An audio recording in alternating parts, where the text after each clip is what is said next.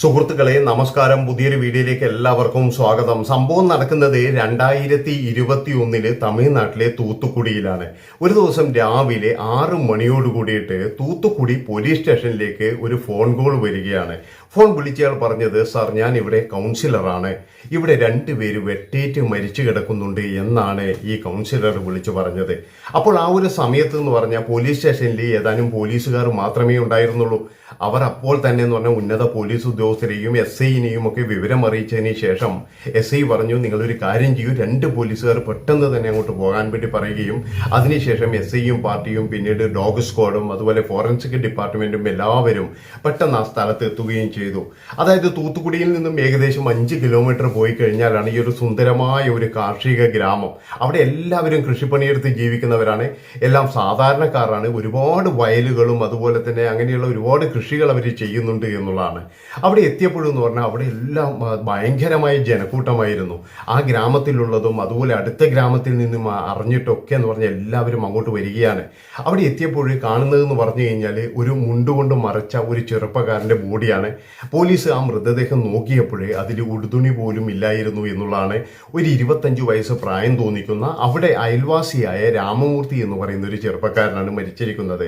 അകത്ത് കയറിയപ്പോൾ ഷൺമുഖം എന്ന് പറയുന്ന 65 വയസ്സുകാരന്റെ ഭാര്യ മാരിയമ്മാളാണ് മരിച്ചിരിക്കുന്നതെന്ന് മനസ്സിലായി. മാരിയമ്മാളിന് 57 വയസ്സുണ്ട്. അപ്പൊ അവരുടെ ദേഹത്തും ഉടുതുണി ഒന്നും ഉണ്ടായിരുന്നില്ല. അപ്പോൾ തന്നെ പോലീസിന് കാര്യം മനസ്സിലായി, ഇത് ചെയ്തിരിക്കുന്നത് ഇവരുടെ ബന്ധത്തിൽപ്പെട്ട ആരോ ആണ്. ഷൺമുഖമാണെങ്കിൽ ഒന്നും അറിയാത്തതുപോലെ അവിടെ കരഞ്ഞുകൊണ്ടിരിക്കുന്നുണ്ട്.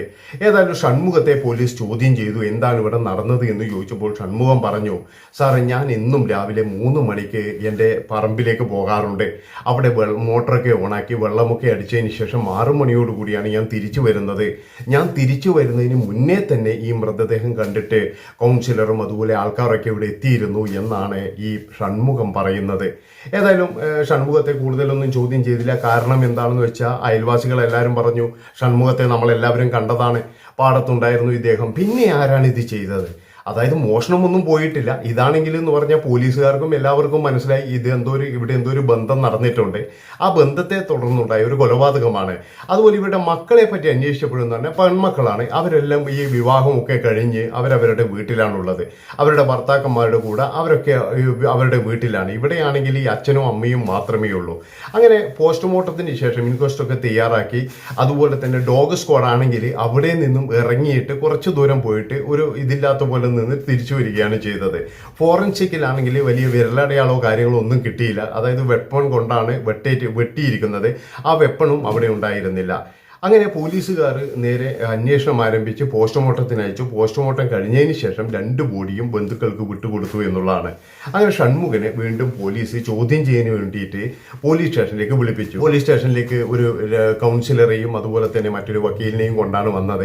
അവരോടൊക്കെ പറഞ്ഞു, നിങ്ങൾ വെളിയിലിരിക്കും, നമുക്ക് കുറച്ച് ചോദ്യം ചെയ്യണം എന്ന് പറഞ്ഞിട്ട് ഷൺമുഖത്തെ പോലീസ് ഓഫീസർമാർ ചോദ്യം ചെയ്യുകയാണ്. ആദ്യമൊക്കെ ഷൺമുഖം ഒരുപാട് നിസ്സാരണം, അതായത് എനിക്ക് ഒന്നും അറിയില്ല, ഇത് തെറ്റ് ചെയ്തിട്ട് ആരോ ചെയ്തതാണ് എന്നൊക്കെയുള്ള തരത്തിൽ ഷൺമുഖം പെരുമാറി.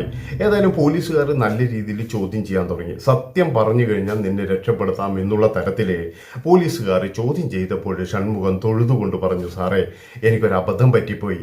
അതായത് ഞാൻ കാണാത്ത ഒരു വലിയൊരു സംഭവം കണ്ടു, അതെനിക്ക് പിടിച്ചു നിൽക്കാൻ കഴിഞ്ഞില്ല, ആ ഒരു ദേഷ്യത്തിൽ ഞാൻ ചെയ്തു പോയതാണ് എന്ന് പറയുകയാണ്. 65 വയസ്സുള്ള ഷൺമുഖത്തിന്റെ ആദ്യത്തെ വിവാഹത്തിൽ 3 മക്കളുണ്ട്. അവരുമായിട്ട് വിവാഹബന്ധം ഏർപ്പെടുത്തിയതിന് ശേഷമാണ് മാരിയമ്മയുമായിട്ടുള്ള വിവാഹം നടന്നത് എന്നുള്ളതാണ്.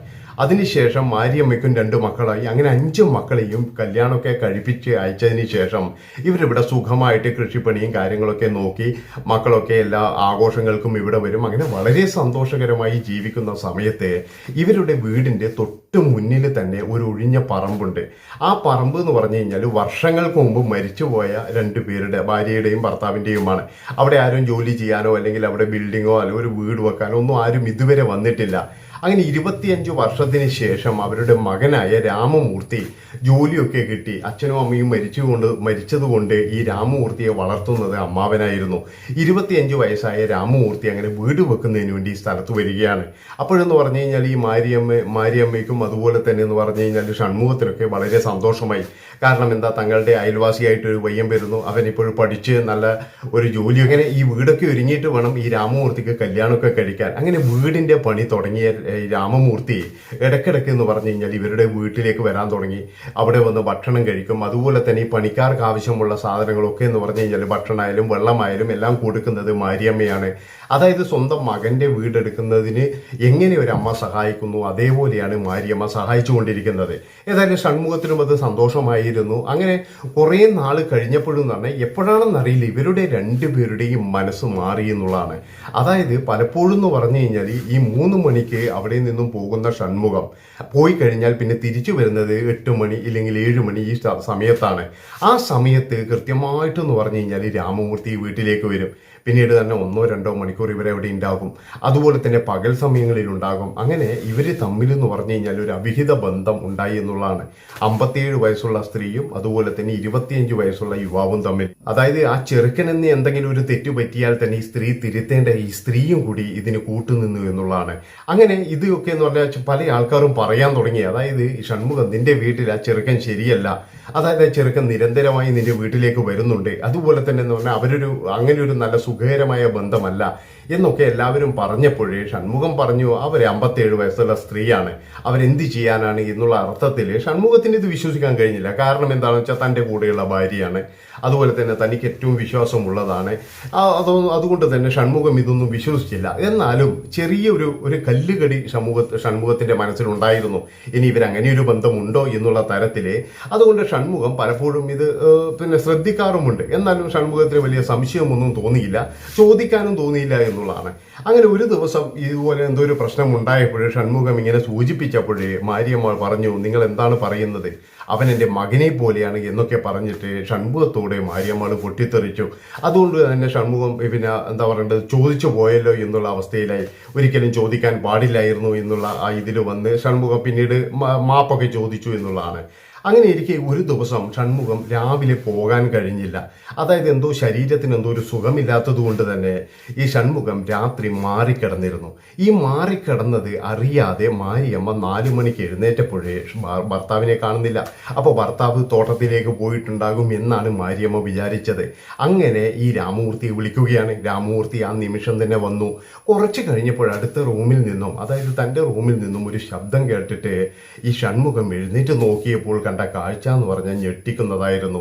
അതായത് ഈ മാരിയമ്മയും അതുപോലെ തന്നെ രാമമൂർത്തിയും കൂടി അവിടെ നൂൽബന്ധമില്ലാതെ കിടക്കുന്ന ഒരു കാഴ്ചയാണ് ഷൺമുഖം കണ്ടത്. ഇത് കണ്ടപ്പോൾ ഷൺമുഖത്തിന് സഹിക്കാൻ കഴിഞ്ഞില്ല. ഷൺമുഖം അപ്പോൾ തന്നെ അവിടെ ഉണ്ടായിരുന്ന ഒരു അരിവാളെടുത്തിട്ട്, ആദ്യത്തെ വീട്ടിൽ തന്നെ രാമമൂർത്തി മരിച്ചു, അതുപോലെ രണ്ടാമത്തെ വീട്ടിൽ എന്ന് പറഞ്ഞു കഴിഞ്ഞാൽ മാരിയമ്മയ്ക്കായിരുന്നു. അങ്ങനെ മാരിയമ്മയും അവിടെ മരിച്ചു വീണു.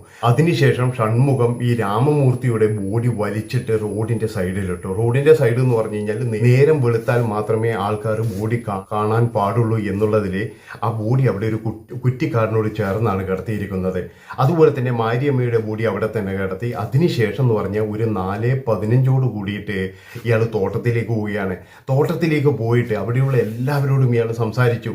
അതായത് ഞാൻ ഇവിടെ ഉണ്ട് എന്ന് വരുത്തി തീർക്കാൻ വേണ്ടിയിട്ട് അവിടെ കാണുന്നവരോടൊക്കെ നല്ല രീതിയിൽ സംസാരിച്ചു, എല്ലാവരോടും വിശേഷങ്ങൾ ചോദിച്ചു. അങ്ങനെയാണ് പോയത്. അതുകൊണ്ടാണ് നാട്ടിലെ എല്ലാവരും പറഞ്ഞത് ഷൺമുഖൻ രാവിലെ നമ്മളെ കൂടെ തന്നെ ഉണ്ടായിരുന്നു, പക്ഷെ സമയം ആരും നോക്കിയില്ല എന്നുള്ളതാണ്. ഷൺമുഖത്തെ എന്നും കാണുന്നതാണ്, ഇന്നും കണ്ടു, അതാണ് എല്ലാവരും പറഞ്ഞത് എന്നുള്ളതാണ്. അങ്ങനെ ഷൺമുഖത്തെ പോലീസ് അറസ്റ്റ് ചെയ്തു. പിന്നീട് തെളിവെടുപ്പിനൊക്കെ കൊണ്ടുവന്നു. അതിനുശേഷം എന്ന് പറഞ്ഞു കഴിഞ്ഞാൽ ഈ ജനങ്ങൾക്കൊക്കെ നാട്ടുകാർക്കൊക്കെ ഷൺമുഖത്തോടൊരു സഹതാപമായിരുന്നു. കാരണം എന്താണെന്ന് വെച്ച് കഴിഞ്ഞാൽ ഈ ഒരു മനുഷ്യനിന് എന്ത് പറയാനാണ്. അതായത് ഇയാൾ ചെയ്തത് തെറ്റ് തന്നെയാണ്, അത് കൊലപാതകമാണ്, 2 കൊലപാതകമാണ് ചെയ്തത്. പക്ഷെ ആ ഒരു സാഹചര്യം നോക്കുമ്പോൾ പോലീസുകാർക്കും നാട്ടുകാർക്കും എല്ലാവർക്കും ഈ ഷൺമുഖത്തോട് ഭയങ്കരമായിട്ടുള്ള ഒരു സഹതാപമാണ് തോന്നിയത്. അതുപോലെ തന്നെ മക്കളെല്ലാവരും എന്ന് പറഞ്ഞാൽ ഷൺമുഖത്തോട് വളരെയധികം സഹകരിച്ച് ഇപ്പോഴും ഷൺമുഖത്തോട് സ്നേഹത്തോടു കൂടി തന്നെയാണ് നിൽക്കുന്നത്. അതായത് ഷൺമുഖം ഇപ്പോഴും ജയിലിലാണുള്ളത് എങ്കിലും മക്കളെല്ലാവരും ഷൺമുഖത്തെ കാണാൻ പോകുന്നു, പേരക്കുട്ടികൾ കാണാൻ പോകുന്നുണ്ട്. അതായത് ഷൺമുഖം ഒരിക്കലും തെറ്റുകാരനാണെന്ന് ഈ മക്കൾക്കോ അല്ലെങ്കിൽ നാട്ടുകാർക്കോ പിന്നീട് എന്ന് പറഞ്ഞു കഴിഞ്ഞാൽ ഈ പോലീസുകാർക്ക് പോലും അംഗീകരിക്കാൻ കഴിഞ്ഞില്ല എന്നുള്ളതാണ്. അപ്പോഴെന്ന് പറഞ്ഞാൽ എല്ലാവരും ഈ ഒരു ഇതിന് വേണ്ടിയിട്ട് ഇതിന് പ്രായമില്ല, അല്ലെങ്കിൽ എന്താ പറയേണ്ടത്, ഒരു പ്രായത്തിൻ്റെ ഇതുപോലും നോക്കാതെ ചെറിയ ആൾക്കാർ ഇങ്ങനെയുള്ള ബന്ധങ്ങളിൽ ചെന്ന് ചാടുന്നുണ്ട് എന്നുള്ളതാണ്. അതായത് ഈ ചെറുക്കനെ വല്ലതും കാണിച്ചാൽ തന്നെ തിരുത്തേണ്ടതാണ് ഈ സ്ത്രീ, നിങ്ങളൊന്ന് ആലോചിച്ച് നോക്കണം. എന്നിട്ടും അതിന് തിരുത്തപ്പെടാതെ രണ്ടുപേരും അവിടെ എന്ന് പറഞ്ഞു കഴിഞ്ഞാൽ ഒരു അവിഹിത ബന്ധം ഉണ്ടാക്കിയതുകൊണ്ട് മാത്രമാണ് ഈ കുടുംബം തകർന്നു പോയത് എന്നുള്ളതാണ്. അപ്പോൾ ഇത്രയും പറഞ്ഞുകൊണ്ട് ഈ ഒരു വീഡിയോ ഇവിടെ വെച്ച് വൈൻഡപ്പ് ചെയ്യാണ്. ഇഷ്ടപ്പെട്ടു കഴിഞ്ഞാൽ എല്ലാവരും കൂടെ കൂടിക്കോ, ഇതിലും വലുതാണ് ഇനി വരാനുള്ളത്. നന്ദി, നമസ്കാരം.